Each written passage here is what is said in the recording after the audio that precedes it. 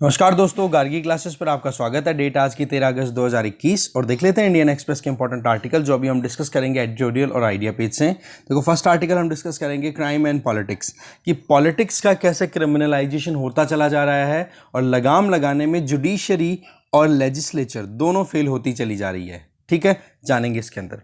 दूसरा आर्टिकल हम जो डिस्कस करने वाले हैं वो यहाँ पर अनसीन एंड अनकाउंटेड, जो अभी रिसेंटली सैनिटेशन वर्कर्स की जो डेथ अनकाउंटेड रह रही है, चाहे पेंडेमिक के टाइम की बात करो या पेंडेमिक से बिना पेंडेमिक के टाइम था उस टाइम की बात करो। बोलो, बहुत ही ज़्यादा ये गलत चीज़ है कि जो सैनिटेशन वर्कर्स हैं जिनके बेस पे आपने स्वच्छ भारत मिशन को सक्सेसफुल बनाने की बात की, बोलो उन्हीं को आप इग्नोर कर रहे हो। ठीक बात नहीं है। उस पॉइंट ऑफ व्यू से इस आर्टिकल को देखेंगे। फिर हम जो तीसरा आर्टिकल डिटेल में डिस्कस करने वाले हैं वो है ये एन ई रूपी इन हैंड। ये ई रूपी जो नया अभी सेगमेंट शुरू किया गया है, न्यू डिजिटल पेमेंट ऑप्शन। ठीक है, पहले तो इसके बारे में हम समझेंगे और एप्लीकेशन क्या क्या हो सकती है वो एप्लीकेशंस के बारे में यहाँ बताया हुआ है, और बाकी बचे हुए एक दो आर्टिकल्स और हैं उनके बारे में हम समरी डिस्कस कर लेंगे। ठीक है, तो चलिए स्टार्ट करते हैं डिस्कशन डिटेल में। फर्स्ट आर्टिकल है क्राइम एंड पॉलिटिक्स। आर्टिकल को लिखा है एस.वाई. कुरैशी जी ने। देखो, अगस्त 10 की बात है, अभी कल परसों की बात है। सुप्रीम कोर्ट ने ये कहा कि आप ये जो पॉलिटिक्स का क्रिमिनलाइजेशन है इससे संबंधित हमने गाइडलाइंस पहले दे दी थी आपको। देखो, फरवरी 2020 में सुप्रीम कोर्ट ने कुछ डायरेक्टिव्स दिए थे। उनके अंदर ये था कि कोई भी पॉलिटिकल पार्टी अपने इलेक्शंस के अंदर जिन भी कैंडिडेट्स को खड़ा कर रही है इलेक्शन में फाइट करने के लिए, बोलो उन इलेक्शन में जो कैंडिडेट फाइट कर रहे हैं उन कैंडिडेट्स की क्रिमिनल हिस्ट्री के बारे में आप डिक्लेयर करोगे पब्लिक डोमेन में। ओके, पर उससे संबंधित अभी तक भी कंप्लायंस प्रॉपर नहीं देखे गए। रिजल्ट क्या रहा? एडवोकेट ब्रजेश सिंह ने सुप्रीम कोर्ट में पिटीशन लगाई कि पॉलिटिकल पार्टीज़ ने बिल्कुल भी आपके डायरेक्टिव्स को नहीं ध्यान में रखा, ये एक कंटेम्प्ट ऑफ कोर्ट है, इसके चार्जेस उनके अगेंस्ट में लगने चाहिए।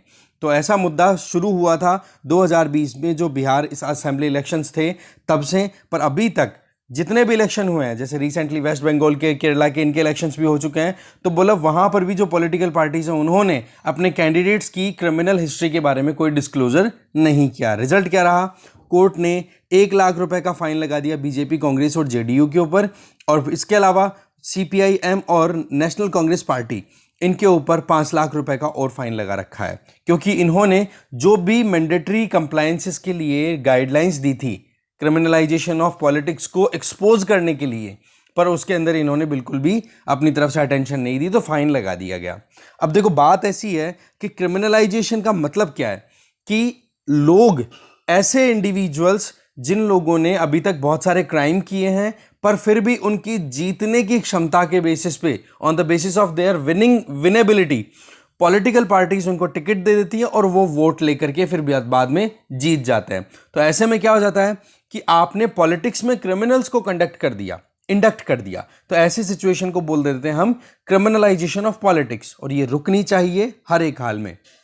आज देखो, एसोसिएशन फॉर डेमोक्रेटिक रिफॉर्म्स के द्वारा रिसर्च की गई, उसमें ये बता पड़ रहा है कि लोकसभा में अभी करंट जो लोकसभा है ना, उसमें 233 ऐसे एमपीज हैं जिनके अगेंस्ट में कुछ ना कुछ क्रिमिनल चार्जेस चल रहे हैं, जो कि 2014 के टाइम पे 187 ही हुआ करते थे और 2004 के टाइम पे केवल 128 ही थे।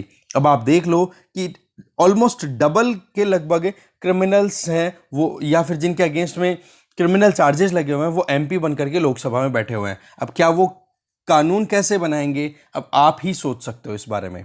ठीक है, तो सुप्रीम कोर्ट का ये करंट ऑर्डर है। इसमें देखो, इलेक्शन कमीशन ऑफ इंडिया को भी थोड़ा सा पावर में लेकर के आया जा रहा है।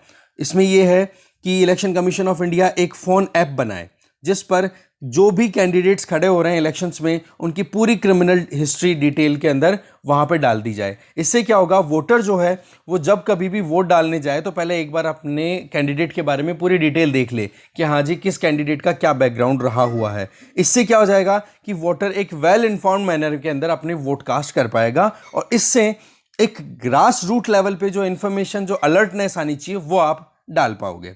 ठीक है, तो इसके लिए एक सेपरेट सेल भी क्रिएट किया जाए इलेक्शन कमीशन ऑफ इंडिया के तहत। इसमें क्या होगा, एक तो इस फोन एप्लीकेशन को मॉनिटर किया जाए और साथ में ये देखा जाए कि कौन कौन सी पॉलिटिकल पार्टीज अपने कैंडिडेट्स की पूरी डिटेल अवेल करा रही है, और जो पॉलिटिकल पार्टीज इन डिटेल्स को अवेल कराने में प्रॉब्लम क्रिएट कर रही है, ऑब्स्ट्रक्ट कर रही है, तो उनके अगेंस्ट में कोई कानूनी कार्रवाई की जाए। तो ये चीज यहां पर बताई गई है। फिर आप देखो कि इलेक्शन कमीशन ऑफ इंडिया की स्ट्रेंथ को बढ़ाने की बात की, साथ में आप कर रहे हो कि हाँ पॉलिटिक्स में क्रिमिनलाइजेशन को रोकने की बात, तो सुप्रीम कोर्ट का ये जो कदम है ये काबिल तारीफ है, इसमें कोई डाउट नहीं है। पर सवाल ये आ जाता है, डाउट ये आ जाता है कि क्या लेजिस्लेचर जहां पर ये क्रिमिनल्स जाकर के बैठते हैं वहां से हम एक्सपेक्ट करें कि वहां से कोई कानून बनेगा, तो एक डाउट है। क्योंकि जुडिशरी ने क्या कहा कि जब तक कोई प्रॉपर कानून नहीं बनेगा, लेजिस्लेचर प्रॉपर कानून नहीं बनाएगी, तब तक जुडिशरी उसको अप्लाई करने में सक्सेसफुल नहीं हो पाएगी। इससे कि बोले हमारे बीच में जो पावर सेपरेशन है जुडिशरी और लेजिस्लेचर का, बोलो वो ब्रीच हो जाएगा। पर सवाल ये आ जाता है कि आप एक तरफ तो लेजिस्लेचर दैट मीन्स जो इलेक्टेड एमपीज हैं उनकी अगर आप बात करो, अभी जो हमने डेटा देखा एमएलएस की तो तादाद बहुत बड़ी है जिनके अगेंस्ट में क्रिमिनल चार्जेस लगे हुए हैं। ओके, तो ऐसे में आप लेजिस्लेचर को ये कहो कि भाई आप कानून बनाओ और उस लेजिस्लेचर में वो क्रिमिनल्स ही बैठे हैं, तो क्या ऐसा कानून बनने देंगे? तो ये अपने आप में एक डाउटफुल इशू निकल के आ जाता है। ये स्केप्टिसिज्म जो है वो बिल्कुल क्लियर देखने को मिलता है, क्योंकि पॉलिटिकल पार्टीज जो अपने कैंडिडेट्स की क्रिमिनल हिस्ट्री को डिक्लेयर नहीं कर रही हैं और उन्हीं के कैंडिडेट्स जीत करके पार्लियामेंट में बैठ रहे हैं, तो क्या वो वाकई में ऐसा कानून बनाएंगे? बिल्कुल भी नहीं, कोई चांस ही नहीं दिखता। तो ऐसी सिचुएशन में जुडिशरी को और ज्यादा असर्टिव होने की जरूरत है। देखो सुप्रीम कोर्ट ने अपनी तरफ से एक बात और कही है, वो देखते हैं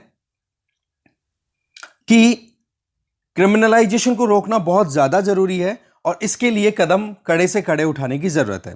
पर एक इंडिविजुअल आप कह सकते हो जिनको न्याय मित्र बोलते हैं और इनका लैटिन वर्ड बोला जाता है उनको एमिकस क्यूरी, मतलब ऐसे इंडिविजुअल जिनका इस मैटर से कोई लेना देना नहीं है, पर उनके हिसाब से अगर इंफॉर्मेशन लेना, तो उन्होंने ये कहा कि इलेक्शन कमीशन को ऐसी पॉलिटिकल पार्टीज को बार कर देना चाहिए जो क्रिमिनलाइजेशन ऑफ पॉलिटिक्स को प्रमोट करती हैं, या फिर जो भी कैंडिडेट्स अवेलेबल हैं उन कैंडिडेट्स का क्रिमिनल रिकॉर्ड अगर पब्लिक डोमेन में रिलीज नहीं करती हैं। पर सवाल क्या आता है, क्या ऐसा वो कर पाएंगी?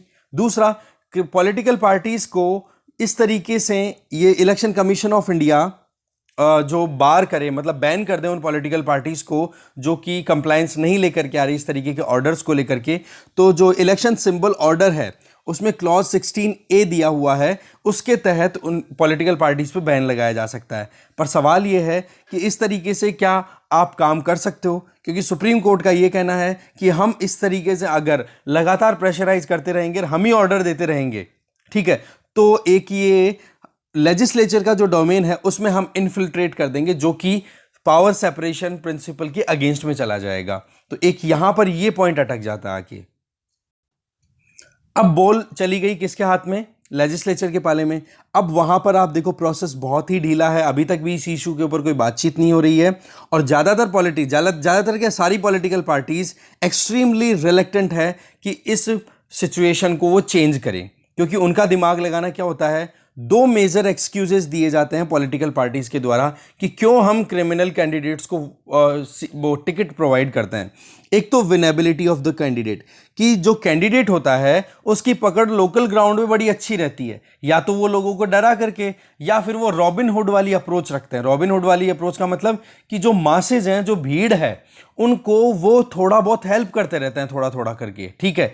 तो ऐसे सिचुएशन में उनके जीतने के चांसेस ज्यादा हो जाते हैं, तो उनकी जीतने के चांसेस हो गए, तो इस वजह से उनको सीट के वो जो टिकट है वो अलोकेट कर दी जाती है। पर सवाल ही आ जाता है कि विनेबिलिटी क्लॉज के बेसिस पे क्या आप एक इंडिविजुअल के अगेंस्ट में जो भी चार्जेस लगे हुए हैं, क्या आप उनको इग्नोर कर सकते हो?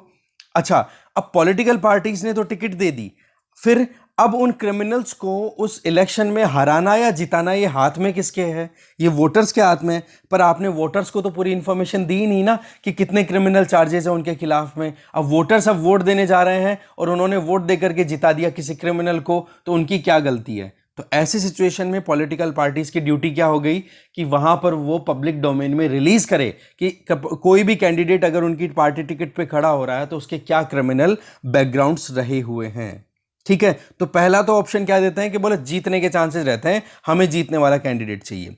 दूसरा ये कि पॉलिटिकल पार्टीज इस चीज़ पर ज़्यादा ध्यान देती हैं कि जो इंडियन लॉज का जो मैक्सिम है ना, हमारे यहाँ पर क्या कहते हैं कि किसी भी इंडिविजुअल को आप सज़ा नहीं दे सकते हो जब तक कि वो गिल्टी प्रूव ना हो जाए, कि हाँ वाकई में उसको जो कोर्ट ऑफ लॉ है वो ये कह दे कि हाँ जी ये आदमी गलत है, इसको सज़ा मिलनी चाहिए। बोला तब तक आप उसको सज़ा नहीं देते हो, तब तक आप उसको क्रिमिनल कंसिडर नहीं करते हो।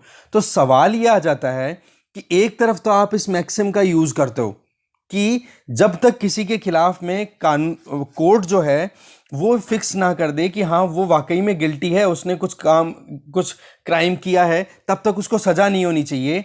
तो ऐसे सिचुएशन में आप एक चीज़ बताओ कि जो लोग अंडर ट्रायल जेल में बचे हुए हैं उन लोगों को वोटिंग का राइट क्यों नहीं दे रखा जी आपने? मतलब एक बंदे के खिलाफ में आप ये कहते हो कि इलेक्शन में खड़ा होने में क्या हर्ज है, केवल अभी तक चार्जेस ही तो लगाए हुए हैं, केवल ब्लेम ही तो है, और ब्लेम भी केवल पॉलिटिकल वेंडेट्टा है। वेंडेट्टा का मतलब क्या हो जाता है कि केवल और केवल राजनीतिक प्रतिशोध है, एक दूसरे के बीच में दुश्मनी है, उसके बेसिस पे एक दूसरे के अगेंस्ट में चार्जेस लगाए हुए हैं। तो आप एक चीज़ बताओ, जो लोग ऑलरेडी जेलों में हैं, ठीक है, उन अंडर ट्रायल्स को आपने वोट देने का राइट क्यों नहीं दे रखा? ये तो सीधा सीधा फंडामेंटल राइट्स में article 14 right equality before law का वायलेशन है कि नहीं? मतलब एक क्राइम के एक इंडिविजुअल जिसके खिलाफ में क्राइम के चार्जेस लगे हुए हैं, प्रूव नहीं हुए, उसको तो आप इलेक्शन लड़ने की अप्रूवल दे रहे हो, और दूसरी तरफ एक इंडिविजुअल जिसके खिलाफ में क्राइम के चार्जेस ही हैं और वो जेल में अंडर ट्रायल है, उसके आपने फंडामेंटल राइट से ब्रीच कर दिए, चाहे वो फंडामेंटल राइट टू लिबर्टी हो, फ्रीडम ऑफ मूवमेंट हो, फ्रीडम ऑफ ऑक्यूपेशन हो, राइट टू डिग्निटी हो। क्यों जी आप ये आर्टिकल 14 का वायलेशन कैसे कर सकते हो? ये एक अपने आप में बहुत इंपॉर्टेंट इश्यू यहां पर हाईलाइट कर रहे हैं राइटर एक चीज और बोल रहे हैं कि ऑनरेबल जजेस इस जगह पे एक पॉइंट बोलते हैं कि हम यहां पर जुडिशरी और लेजिस्लेचर के बीच के पावर सेपरेशन को हम बिल्कुल बिगाड़ना नहीं चाहते। तो यहां पर तो ये तो सीधा मुद्दा आ गया ना, कॉन्स्टिट्यूशनल इशू आ गया यहां पर, तो आर्टिकल 14 आ गया, इसको आप क्यों नहीं प्रोटेक्ट करते हो? एक इंडिविजुअल जिसके खिलाफ में अगर कोई क्रिमिनल चार्जेस हैं, आप उसको सेंट्रल विजिलेंस कमिश्नर के तौर पे अपॉइंट नहीं करते। इवन आप कुछ डाउट्स अगर आ जाते हैं, किसी के खिलाफ में कोई क्रिमिनल चार्जेस हो, आप उसको गवर्नमेंट जॉब में एक पियोन तक नहीं बनाते हो। तो ऐसी सिचुएशन में आप एक चीज बताओ, क्यों एक इंडिविजुअल को एक लेजिस्लेटर बना करके कानून बनाने तक का अधिकार दे देते हो और क्यों उसको एक मिनिस्टर बना देते हो? ये अपने आप में बहुत ही बड़ी विडंबना है, आयरनी है। इस पैराडॉक्स को करेक्ट करने की जरूरत है, और इस पैराडॉक्स को करेक्ट करने के अंदर फिर अब रोल किसका आ जाता है? जुडिशरी का। ठीक है, नहीं तो क्या होगा, जो इनोसेंट लोग हैं उनके साथ में आप अत्याचार करते चले जाओगे, और ये जो क्रिमिनल्स हैं, असली में क्रिमिनल्स हैं, उन लोगों को आप लगातार एक लॉ मेकर के तौर पे बिठा दोगे। अब एक क्रिमिनल कैसा कानून बनाएगा हम भी सोच सकते हैं। ठीक है, इलेक्शन कमीशन ऑफ इंडिया ने इसके लिए देखो पहले भी बहुत सारे सेफ गार्ड्स रिलीज किए हैं कि ये जो पॉलिटिकल वेंडेट्टाज है, दैट मीन्स जो पॉलिटिकल राइवलरी है, इसको कैसे रिड्यूस किया जाए। नंबर 1 कि आप देखो कि और जो ऑफेंसेस 5 साल, मतलब ऐसे ऑफेंसेस जिनके अंदर सजा 5 साल या उससे ज़्यादा के प्रोविज़न किए हुए हैं, केवल उनको ही आप कंसिडर करोगे। मतलब कि आप रिलीज़ करो ना डेटा, पॉलिटिकल पार्टीज को ये बोल दिया कि आप ये चीज़ शो करो ना कि आपके जो कैंडिडेट हैं उनके खिलाफ में जो भी क्रिमिनल चार्जेस हैं वो कितने पुराने हैं, मतलब कितनी सज़ा के लिए हैं, 5 साल या उससे ज़्यादा के हैं तो आप बताओ, कम के हैं तो आप मत बताओ चाहे। दूसरा चीज़ क्या हो गया, इससे क्या हो जाएगा कि, और दूसरी चीज़ ये बता दी कि पिछले चुनाव से जस्ट पहले के जो 6 महीने हैं, उन 6 महीनों में अगर कोई केस चार्ज हुआ उसके बारे में आप मत बताओ, क्योंकि हो सकता है उस टाइम पे पॉलिटिकल राइवलरी, उस टाइम पे किसी ने क्या केस किया है, वो आपकी बात जलती है। फाइनली जो कंपिटेंट कोर्ट है वो चार्जेस को फाइनलाइज करे और जल्दी से जल्दी काम किए जाए। तो इलेक्शन कमीशन ऑफ इंडिया ने तो ये चीज़ पहले ही डिसाइड कर रखी है कि जी ये जो पॉलिटिकल वेंडेट्टा है इसको आप कैसे अवॉइड कर सकते हो। इसके अलावा ऑल्टरनेटिव्स के लिए भी बात की गई है। देखो पॉलिटिकल पार्टीज भी तो दूसरे कैंडिडेट्स को ले सकती हैं। अच्छा, ऐसे केसेस जहां पर पॉलिटिकल इश्यूज आ रहे हैं या फिर किसी कैंडिडेट को आप वहां पर इलेक्शन लड़ाने के लिए लेके जा रहे हो, तो इसके लिए प्रोविजन क्या है कि सुप्रीम कोर्ट की डायरेक्शंस है हमारे पास में, क्योंकि 2014 में सुप्रीम कोर्ट ने अपनी तरफ से कुछ डायरेक्शन दी थी जिसमें ये कहा था कि जब कभी भी किसी पॉलिटिकल पार्टी के किसी कैंडिडेट का इन्वॉल्वमेंट है किसी भी केस में, तो उस केस को सॉर्ट आउट करने के लिए फास्ट ट्रैक कोर्ट्स अवेलेबल करा दिए जाए। फास्ट ट्रैक कोर्ट होंगे तो 1 साल के अंदर अंदर उस मुद्दे को सॉर्ट आउट किया जाए, और इससे क्या होगा, अगर वो उसके क्राइम साबित होते हैं तो वैसे वो इलेक्शन नहीं लड़ पाएगा, और क्राइम साबित नहीं होते हैं तो आराम से एक बढ़िया इज्जत के साथ में डिग्निफाइड मैनर में वो चुनाव लड़ पाएगा। इसके लिए जो भी स्टेट के अंदर से एमपीज आ रहे हैं वहां के रिस्पेक्टिव हाई कोर्ट के चीफ जस्टिस जो हैं वो इस चीज को मॉनिटर करेंगे प्रॉपरली। तो ये है इंपॉर्टेंट चीजें। फिर देखो सुप्रीम कोर्ट की तरफ से अपनी तरफ से प्रोएक्टिवनेस को लेकर के थोड़ा सा डाउट क्रिएट करना कि जी हम थोड़ा बहुत भी ये जो लेजिस्लेचर और जुडिशरी के बीच का सेपरेशन है उसको हमने ख़त्म नहीं करना चाहते। तो राइटर एक ही चीज़ बोल रहे हैं कि आप ये जो मैक्सिम के ऊपर चल रहे हो ना कि इनोसेंट टिल प्रूवन गिल्टी, कि इंडिविजुअल जो कि जब तक उसके खिलाफ में क्राइम साबित नहीं हो जाते कि हाँ जी उसने क्राइम किया है तब तक वो इनोसेंट है। तो आप ये जो अंडर ट्रायल इंडिविजुअल्स है 3.30 लाख, आप इन इनोसेंट लोगों को क्यों नहीं छोड़ दीजिए जेल से, आप ये बताओ। आर्टिकल 14 का सीधा वायलेशन हो रहा है जिसको हम बोलते हैं equality of all before the law. तो उसमें आप कैसे आप ये सेग्रीगेशन कर सकते हो? ठीक है, तो यहां पर लेजिस्लेचर और एग्जीक्यूटिव दोनों ने तो अपनी तरफ से काम किया नहीं है, तो रोल आ गया केवल और केवल जुडिशरी का। तो राइटर लास्ट में ये भी बोल रहे हैं कि इस आर्टिकल को मेरे को आप एक पीआईएल के तौर पे कंसिडर करो और इस पे संज्ञान लो, सुओ मोटो एक्शन लो। आगे चलते हैं। नेक्स्ट आर्टिकल है एन ई रूपी इन हैंड। आर्टिकल को लिखा है आर एस शर्मा और अशोक पाल सिंह ने। देखो वैसे तो अगर आप एक्सप्लेन पेज डेली बेसिस पे पढ़ रहे हो तो आपको ये क्लियर होगा, आपका रिवीजन होगा, और नहीं पढ़ा है तो आपको समझ में आ जाएगा। देखो रिसेंटली प्राइम मिनिस्टर ने ई रूपी करके एक digital prepaid purpose and person specific payment utility system शुरू किया है। डिजिटल प्रीपेड का मतलब कि आपको मतलब जब ये ई रूपी वाला सेगमेंट आप यूज करो तो उस टाइम पर आपको पैसा नहीं देना पड़ेगा, पहले से ही वो अपने आप में एक मनी की तरह काम करेगा, एक वाउचर की तरह। दूसरा पर्पज स्पेसिफिक, कि आपको वो जो वाउचर मिल रहा है आपके फ़ोन में, मोबाइल फ़ोन में, स्मार्टफोन में मैसेज के तौर पे या फिर कोई भी क्यूआर कोड के तौर पे, तो उसका कुछ पर्पज़ होगा। पर्पज़ में क्या हो सकता है? हो सकता है कि आपको हॉस्पिटल फैसिलिटी लेनी हो, या फिर हेल्थ केयर इशू आपके कोई आ रहा हो, वही हॉस्पिटल वाला हो गया, या फिर पीडीएस सिस्टम में आपको सामान परचेज करना चाह रहे हो। और पर्सन स्पेसिफिक, कि आप अगर ए हो तो ए के लिए ही वो स्पेसिफिक क्यूआर कोड या फिर जो वाउचर है वो जनरेट होगा, कोई दूसरा उसको यूटिलाइज नहीं कर पाएगा। तो ये तीन चीज़ें जो हैं ये आप ध्यान रखोगे। इससे क्या हो जाएगा कि एक ईज बेसिस के ऊपर आप ट्रांजैक्शंस कंडक्ट कर पाओगे।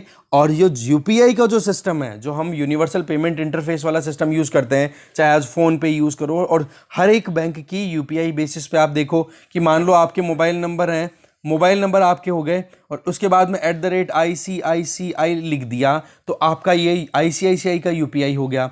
सेम चीज़ अगर भीम एप्लीकेशन पे आप यूज़ करते हो तो मोबाइल नंबर @UPI कर दो। इसी तरीके से फ़ोन पे यूज़ करो तो आपके कॉन्टैक्ट नंबर और @YBL कर दो तो फ़ोन पे हो जाएगा। ये सारी चीज़ें क्या है कि यूपीआई ने एक कॉमन प्लेटफॉर्म प्रोवाइड किया, और अलग अलग जो भी सेगमेंट्स हैं, चाहे बैंक्स हो या कोई भी दूसरी कंपनी अपनी तरफ से, जैसे फ़ोन पे है अपने आप में, तो ये आप उस कॉमन प्लेटफॉर्म को यूज करके ट्रांजैक्शंस को एफिशिएंटली कंडक्ट कर पाते हो।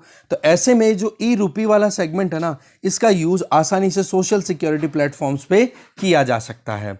ऐसे में ये दोनों जो फाइनेंस टेक्नोलॉजी बेसिस पे कॉन्सेप्ट है, एक तो यूपीआई और एक ये ई रूपी, दोनों मिलकर के बहुत सारे अपॉर्चुनिटीज, बहुत सारे स्कोप्स हमारे सामने ओपन कर रही हैं। देखो जब कभी भी हम एक से ज़्यादा फैसिलिटेटर की तरफ जाना शुरू करें, इसमें देखो सिंपल सा तरीका क्या होता है, ये काम कैसे करेगा वो मैं आपको बता सकता हूँ। देखो कि मान लो गवर्नमेंट जो है वो पब्लिक डिस्ट्रीब्यूशन सिस्टम के तहत गरीब लोगों के अंदर अनाज बांटना चाहती है, प्रधानमंत्री गरीब कल्याण अन्न योजना के तहत। ठीक है, तो गवर्नमेंट क्या करेगी कि जो भी बेनिफिशियरीज हैं उनके मोबाइल नंबर, अब मोबाइल नंबर स्मार्टफोन है तो क्यूआर कोड भेज दिए जाएंगे, और फीचर्ड फोन है, फीचर्ड का मतलब पुराने वाले जो फोन थे ना अपने छोटे छोटे, उन फोन्स के अंदर मैसेज भेज दिया जाएगा, वहां पर कुछ स्पेसिफिक कोड होगा। तो गवर्नमेंट उन बेनिफिशियरीज के फोन नंबर पे वो कोड भेज देगी। अब वो बेनिफिशियरी के पास में जो कोड गया है ना, उस कोड के अंदर उस बेनिफिशियरी से रिलेटेड सारी इंफॉर्मेशन होगी, और उस कोड का पर्टिकुलर अमाउंट भी गवर्नमेंट के द्वारा फिक्स कर दिया जाएगा। अब वो इंडिविजुअल जाएगा पीडीएस कोई भी फेयर प्राइस शॉप के ऊपर या किसी भी मर्चेंट के पास में कि भाई ये मेरे पास में कोड है और आप मुझे 2 किलो दाना चीनी और ये समथिंग, ये जो भी चीज़ें चाहिए हैं, चीनी ले ली, गेहूं ले लिया, चावल ले लिया, और आप ये क्यूआर कोड स्कैन कर लो। और क्यूआर कोड जैसे स्कैन करेगा तो जो मर्चेंट है, जो देने वाला, जो सेलर है, उसके पास में पूरी इंफॉर्मेशन आ जाएगी कि जी ये कोड कितने अमाउंट का है और किस किस चीज़ के लिए वो वैलिड है। तो ऐसे में क्या हो जाएगा, मर्चेंट 2 सेकंड के अंदर ये पूरा स्कैन करने के बाद, इंफॉर्मेशन आने के बाद में, उस जो भी बेनिफिशियरी है उसको उसका स्टॉक जो भी रिक्वायरमेंट है वो दे देगा। अब इसमें क्या हो गया कि अगर यहाँ पर बेनिफिशियरी कोई झूठ भी बोल रहा है तो यहाँ पर सेलर को पता पड़ जाएगा कि झूठ बोल रहा है, तो भाई तेरे कोड के अंदर तो ये इन्फॉर्मेशन दी हुई है।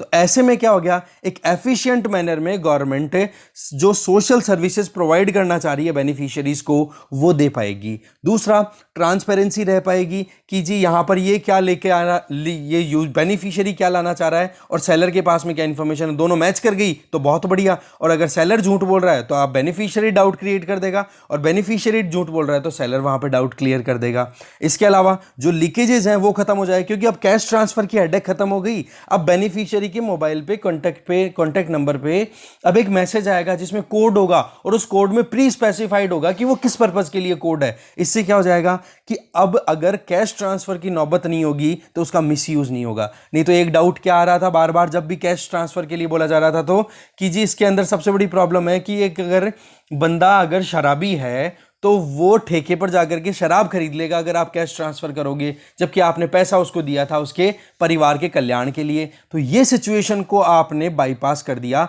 आप इसको एक तरीके से स्कूल में जो वाउचर्स मिलते हैं ना, उस तरीके से देखो कि स्कूल की फीस का वाउचर कैसे मिलता है। ये यूएसए का कॉन्सेप्ट है, जहां पर सरकार कुछ नीडी इंडिविजुअल्स को स्कूल फी पे करने के लिए उनको वाउचर अलोकेट करती है, और वो जाकर के फिर स्कूल में फी पे कर देते हैं, और वो अकाउंट में जो भी स्कूल है उसके अकाउंट में गवर्नमेंट सीधा ट्रांसफर करती है, जैसे ही वो कोड स्कूल वाले स्कैन करते हैं उस बेनिफिशियरी के फोन से।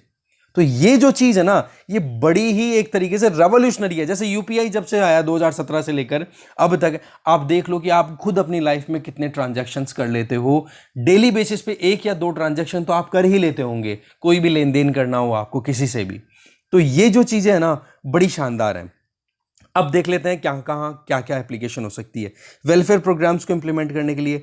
प्राइवेट सेक्टर भी अगर मानो कि किसी भी कम्युनिटी को हेल्प करना चाहता है, जैसे कॉर्पोरेट सोशल रिस्पॉन्सिबिलिटी के तहत ये जो कॉर्पोरेट्स हैं ये किसी कम्युनिटी के लिए, जैसे पेंडेमिक के टाइम पे कोई हेल्प देना चाह रहे हैं, खाना बांटना चाह रहे हैं लोगों के अंदर, तो उनको भी अब पैसा ट्रांसफर नहीं करना पड़ेगा। कोड जनरेट करेगा बल्क में, और एक एक अपने एम्प्लॉयज़ को हेल्प देनी है तो एम्प्लॉयज़ को दे सकते हैं, और अपने जो दूसरे गरीब लोग हैं उनको भी हेल्प दे सकते हैं। अब मान लो प्राइवेट सेक्टर में आपको पता ही है कितनी प्रॉब्लम रही है।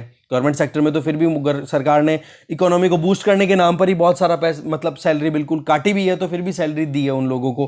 पर प्राइवेट सेक्टर के इंडिविजुअल्स के साथ में क्या इशू रहा, उनकी सैलरी रुक गई। तो ऐसे में प्राइवेट सेक्टर के लोगों को हेल्प भी प्रोवाइड करने के नॉन कैश बेनिफिट भी अवेल कराए जा सकते हैं।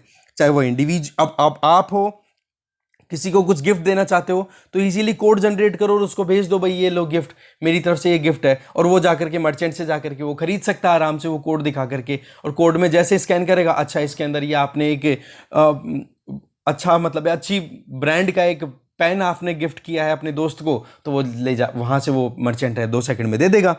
सेम चीज़ आप देख सकते हो कोविड वैक्सीनेशन सेंटर्स पे, कि किस तरीके से आप इंसेंटिवाइज कर सकते हो जिससे कि लोग ज़्यादा से ज़्यादा हेजिटेशन को ख़त्म करके वैक्सीन लेने के लिए आ जाएं। ये भी है। फिलेंथ्रोफीज, समाज कल्याण के लिए जो काम करने वाले लोग हैं, जैसे कि रतन टाटा हो गए, अजीम प्रेम जी हो गए, और बहुत सारे इंडिविजुअल, इवन यू पीपल, आप लोग भी कुछ ना कुछ करते रहते हो समाज के लिए, तो वो लोग भी सर्विसेज अवेल करा सकते हैं। और तरीका क्या है वो मैंने आपको ऑलरेडी बता दिया। देखो इसमें एक MIS सिस्टम होगा, जिसका फुल फॉर्म क्या होता है, मैनेजमेंट इंफॉर्मेशन सिस्टम।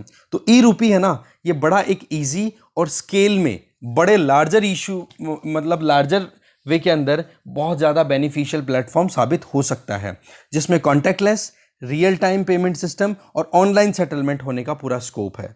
ठीक है, इसमें देखो अभी तक लीडिंग 14 बैंक्स ने तो अपनी तरफ से एग्रीमेंट दे दिया कि हम इस चीज में काम करने के लिए तैयार हैं। तो ई रूपी का वैक्सीनेशन के लिए भी काम में लिया जा सकता है। ठीक है, क्योंकि जहां जहां पर भी प्रॉब्लम आ रही है, तो इसमें क्या है कि आप इंसेंटिवाइज करो। जैसे हमने यूएसए में देखा था, मैंने एक रिपोर्ट देखी थी, पढ़ाई भी थी आपको न्यूज़ वाले सेक्शन में, कि $100 पर वैक्सीनेशन डोज के हिसाब से दे रहे हैं। इससे क्या हो, वैक्सीन हेजिटेंसी ना हो, और ज़्यादा से ज़्यादा वैक्सीनेशन कवरेज होगा तो उतना ही ज़्यादा सेफ कंट्री हो जाएगा। सेम चीज़ आप अप्लाई कर सकते हो पब्लिक डिस्ट्रीब्यूशन सिस्टम में या फर्टिलाइजर सिस्टम में, जो मैं आपको बता चुका हूँ कि जिस तरीके से यूनिवर्सल बेसिक इनकम का कॉन्सेप्ट आया था कोविड-19 के टाइम पे, अभी जो चल रहा है कि भाई आप लोगों के लिए कम से कम आप इतनी इनकम तो फिक्स करो जिससे कि वो अपनी मतलब पेट भर के खाना खा सके, अपनी बेसिक नीड्स को पूरा कर सके। ये बहुत सारे सजेशंस आए थे, तो बोला स्कूल वाउचर के कॉन्सेप्ट के ऊपर इस प्रोग्राम को हम आसानी से इंप्लीमेंट कर सकते हैं। इसके अलावा नरेगा हो गया या फिर दूसरी कोई स्कीम है, पीडीएस वाली हो गई, लाइवलीहुड के लिए जो रिक्वायरमेंट हो वो पूरी करने के लिए आप ई रूपी वाले सेगमेंट पे काम कर सकते हो, जिसमें कैश ट्रांसफ़र की बजाय आप वाउचर ट्रांसफ़र कर दोगे और वो रिडीम कर लिया जाएगा आसानी से किसी भी मर्चेंट के यहाँ पर जाके। ई रूपी का पीडीएस प्रोग्राम का मैं पहले ही बता चुका हूँ, एफिशिएंटली काम किया जा सकता है।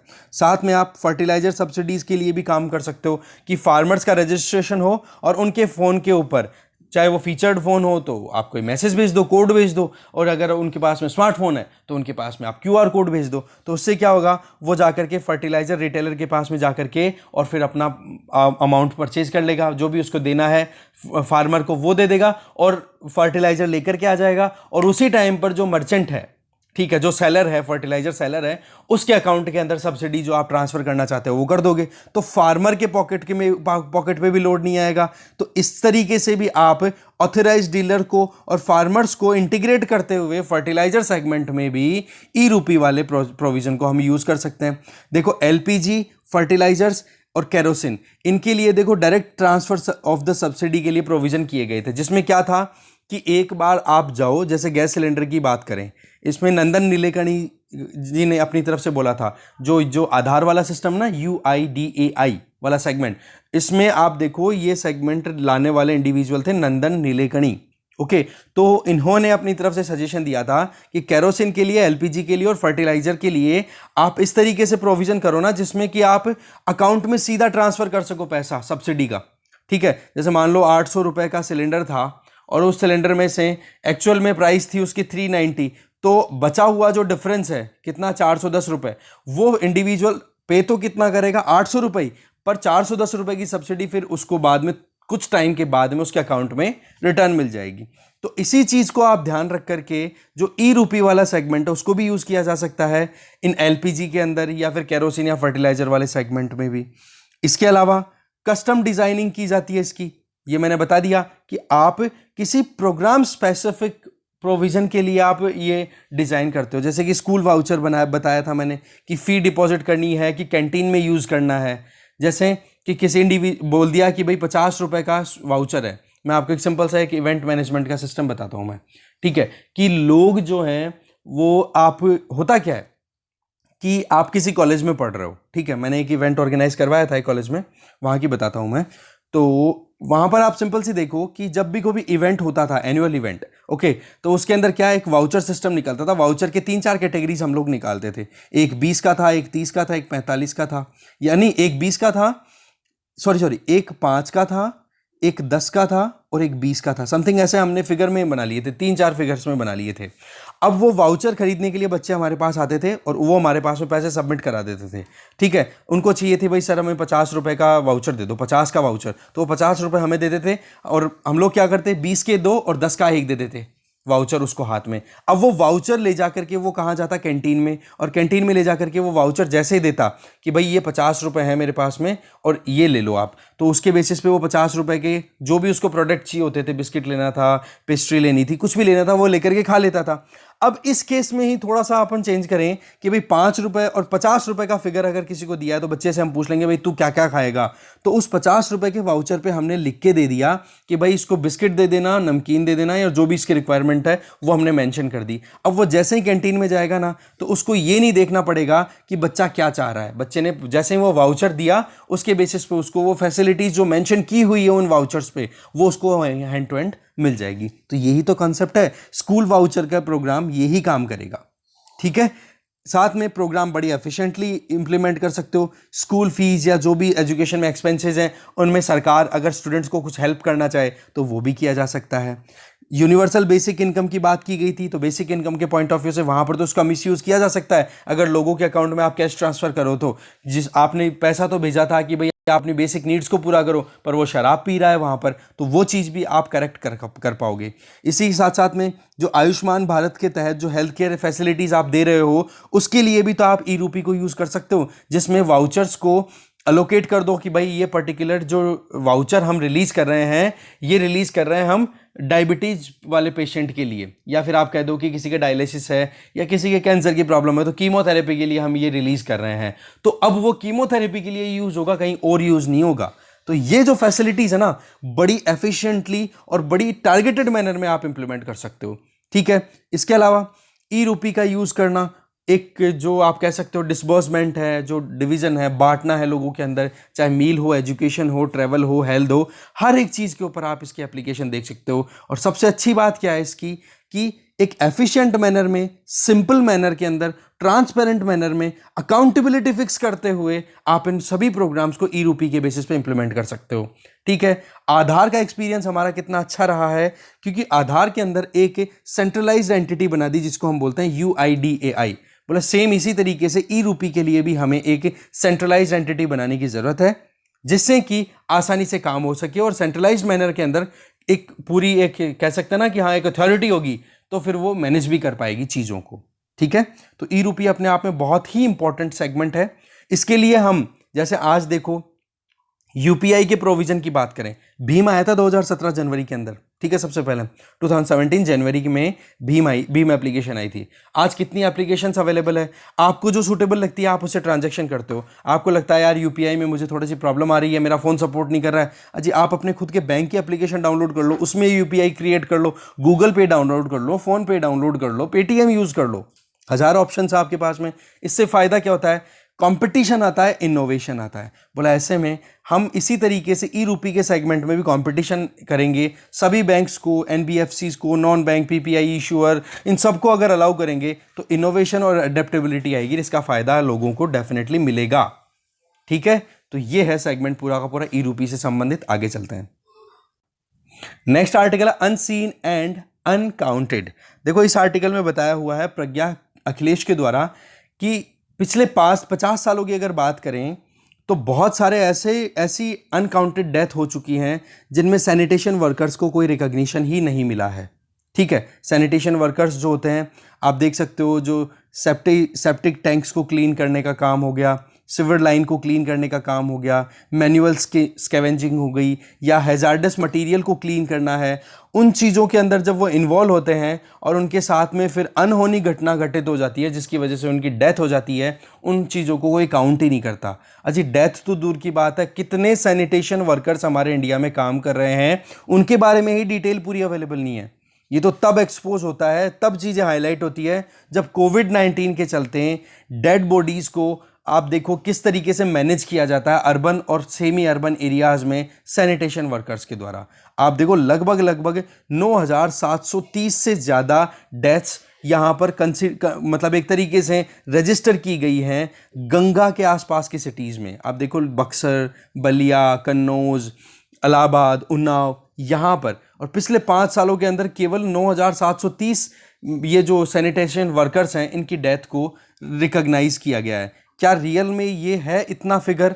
लगभग 18 से 20% तो ऐसे केसेस हैं जिनकी कोई रिपोर्टिंग ही नहीं है, किसी कैटेगरी में ही नहीं रखा जा रहा है। ना तो उनको हैजार्डस क्लीनिंग में डाला जा रहा है, ना उनको जो मैनुअल स्कैवेंजिंग वाली कैटेगरी है उसमें डाला जा रहा है। तो पॉइंट यहां पर क्या रहा है?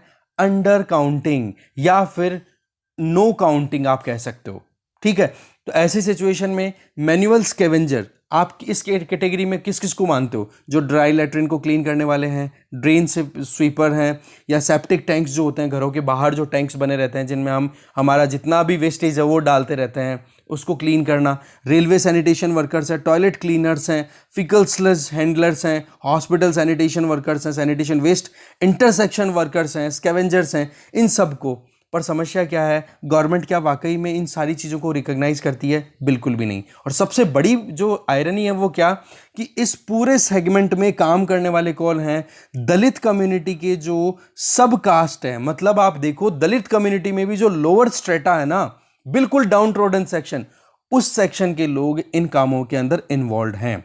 अब सरकार ने तो अपनी तरफ से ये कह के पल्ला झाड़ लिया कि जी जो कोई भी अगर इक्विपमेंट्स का यूज करते हुए स्कैवेंजिंग का काम कर रहा है, सैनिटेशन का काम कर रहा है, जैसे कि आपने पीपीई किट दे दिया या फिर आपने ग्लव्स दे दिए सारे और उसने एकदम प्रोटेक्ट कर लिया अपनी बॉडी को, फिर उसके बाद में वो काम कर रहा है, तो वो अब मैनुअल स्कैवेंजर की कैटेगरी में नहीं आएगा। स्कैवेंजर का मतलब आप समझते हो ना, क्लीनिंग करना एक तरीके से। ठीक है। गंदी चीज़ों को क्लीन करना। ठीक है। तो उन चीज़ों के अंदर आपने जिन लोगों को इन्वॉल्व कर रखा उनको केवल आपने किट प्रोवाइड करने के नाम पर यह कह दिया कि मैनुअल स्कैवेंजर नहीं है वो। तो आप ये बताओ किट कितनों को दे दिए? किट जो आप दे रहे हो, जो भी प्रोटेक्शन इक्विपमेंट आपको देनी चाहिए, प्रोटेक्टिव इक्विपमेंट्स, क्या वो डिलीवर हो रहे हैं, उसमें भी बहुत ज़्यादा डाउट है।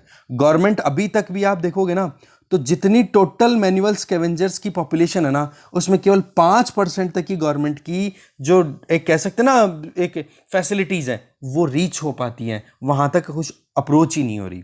इसके अलावा इंडिया का जो टोटल एरिया है जो कि आप आइडेंटिफाई करके रखते हो कि हाँ जी सर्वे कहाँ कहाँ पर हो रहा है, उसमें केवल 20% है, मतलब टोटल एरिया इंडिया के उसमें केवल 20% एरिया पर ही आप सर्वे करते हो। लोग तो केवल 5% ही कवर हो रहे हैं जो मैनुअल स्कैवेंजिंग में लगे हुए हैं, और एरिया कितना कवर हो रहा है, केवल 20%। तो क्या आपके पास में प्रॉपर डेटा है? जब आपके पास में प्रॉपर स्टैटिस्टिक्स ही नहीं है तो क्या पॉलिसी बनाओगे आप? क्या उनके करेक्शन, उनकी वेलफेयर के लिए आप काम कर पाओगे? ये बहुत बड़ा सवाल है।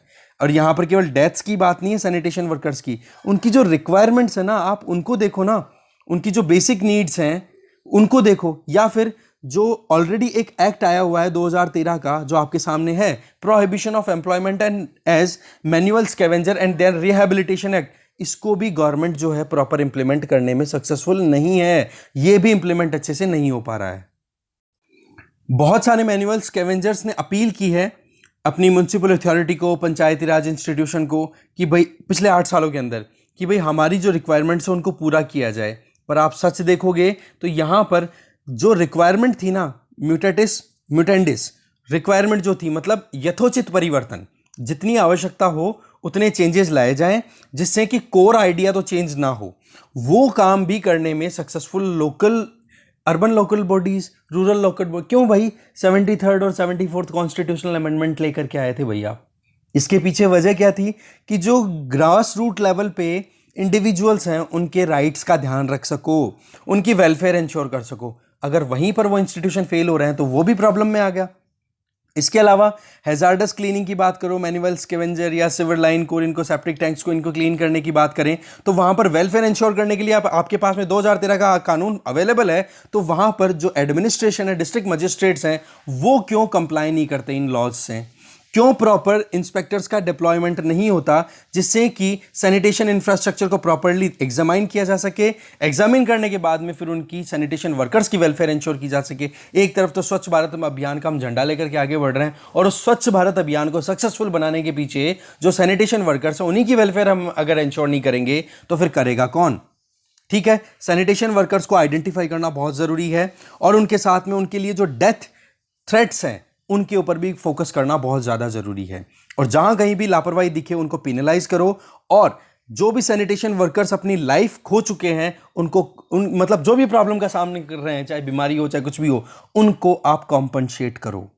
ठीक है, अभी तक भी जितना कुछ भी हो रहा है ना, जितनी डेथ हो रही है, जितना भी लॉस हो रहा है सैनिटेशन वर्कर्स का, उनमें केवल 40% केसेस के अंदर ही थोड़ा बहुत एक रिलीफ दी जा रही है। तो ऐसे में ये जो एक्ट है ना 2013 वाला, इस एक्ट को अगर आपने मैनुअल स्कैवेंजिंग एक्ट 2013 इसको अगर आप इंप्लीमेंट नहीं करते हो तो फिर कानून बनाने से मतलब क्या है? रही सही में सरकार भी क्या है, लूप होल्स यूज करती रहती है कि भाई हमने मैनुअल स्कैवेंजर का डेफिनेशन उसी टाइम पे खत्म कर दिया जब हमने मैनुअल किसी भी इंडिविजुअल को इक्विपमेंट्स प्रोवाइड कर दिए। भाई इक्विपमेंट्स कहाँ हैं, वो दे दो आप।